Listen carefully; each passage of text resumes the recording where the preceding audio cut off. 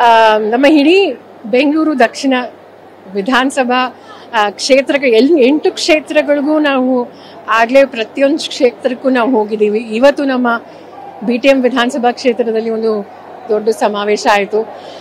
ಪ್ರತಿಯೊಂದು ಕ್ಷೇತ್ರದಲ್ಲೂ ಅಷ್ಟೇ, ಚಿಕ್ಕಪೇಟೆ ಬಸವನಗುಡಿ ಆಗಿರಲಿ, ಇವಾಗ ಇದು ಮುಗಿಸ್ಕೊಂಡು ಬಸವನಗುಡಿ ಹೋಗ್ತಾ ಇದ್ದೀವಿ, ಆಮೇಲೆ ಬೊಮ್ಮನಹಳ್ಳಿ, ಆಮೇಲೆ ಪ್ರತಿಯೊಂದು ವಿಜಯನಗರ ಆಗಿರಲಿ, ಗೋವಿಂದರಾಜನಗರ ಆಗಿರಲಿ, ಚಿಕ್ಕಪೇಟೆ, ಬೊಮ್ಮನಹಳ್ಳಿ ಎಲ್ಲ ಪ್ರತಿಯೊಂದು ಕ್ಷೇತ್ರದಲ್ಲೂ ನಿಜವಾಗ್ಲೂ ರೆಸ್ಪಾನ್ಸ್ ಅಂತೂ ತುಂಬ ಚೆನ್ನಾಗಿದೆ.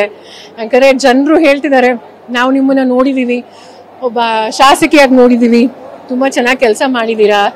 ಅದು ಬೆಂಗಳೂರಲ್ಲಂತೂ ನೀವು ಒಬ್ಬಳೇ ಲೇಡಿ ಆಗಿದ್ದಿದ್ದು, ಅದು ಕೋವಿಡ್ ಸಂದರ್ಭದಲ್ಲಂತೂ ನಾವು ನೋಡಿದ್ದೀವಿ. ರಾತ್ರಿ ಬೆಡ್ ಸಿಗ್ತಿರ್ಲಿಲ್ಲ, ನಾವು ನಿಮ್ಗೆ ಫೋನ್ ಮಾಡಿದ್ವಿ, ಆಗ ನೀವು ಹೆಲ್ಪ್ ಮಾಡಿದ್ರಿ. ಸೊ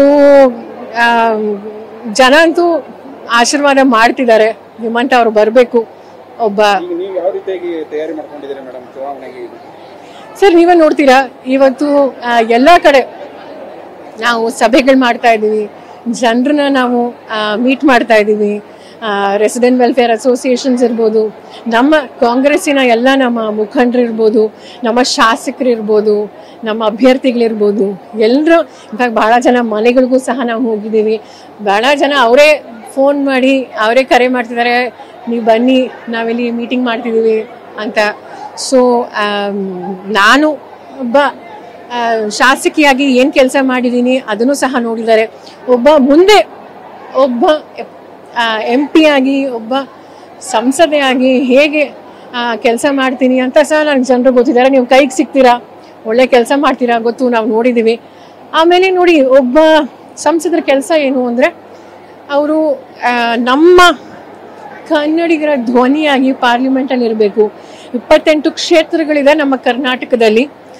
ಏನೇನು ಸಮಸ್ಯೆಗಳಿದೆ ಅದು ಕೇಂದ್ರ ಸರ್ಕಾರದಿಂದ ಫಂಡ್ಸ್ ಆಗಿರಲಿ, ಏನೇನು ಸಮಸ್ಯೆಗಳಾಗಿರಲಿ ಅದನ್ನೆಲ್ಲ ರಿಸಾಲ್ವ್ ಮಾಡಬೇಕು, ನಮ್ಮ ಪರ ಮಾತಾಡಬೇಕು. ಹಾಗಾಗಿ ಹಿಂದೆ 25 ಜನ BJP ಸಂಸದನ್ನ ಕಳಿಸ್ಕೊಟ್ಟಿದ್ರು. ಜನರಿಗಂತೂ ತುಂಬ ಬೇಸರ ಆಗೋಗಿದೆ. ಅವರು ನಮ್ಮ ಜೊತೆ ಸ್ಪಂದಿಸಲೂ ಇಲ್ಲ, ಕ್ಷೇತ್ರದಲ್ಲಿ ಕಾಣಿಸ್ಕೊಂಡು ಇಲ್ಲ.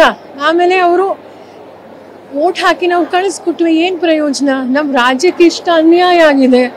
ನಮ್ಮ ಟ್ಯಾಕ್ಸ್ ಇರ್ಬೋದು, GST ಆಗಿರ್ಬೋದು, ಈಗ ಬರ ಪರಿಹಾರ ಇರ್ಬೋದು, ಅನೇಕ ಸಮಸ್ಯೆಗಳಿರ್ಬೋದು.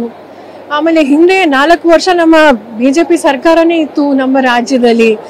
ಆಗ್ಲೂ ಸಹ ಎಷ್ಟು ತೊಂದರೆಗಳಾಯಿತು, ಆದರೂ ಸಹ ಅವರು ಏನು ಮಾಡಿಲ್ಲ ಅಂತ. ಜನರಿಗಂತೂ ಒಂದು ಚೇಂಜ್, ಬದಲಾವಣೆ ಅವರೇ ಅಪೇಕ್ಷೆ ಪಡ್ತಿದ್ದಾರೆ.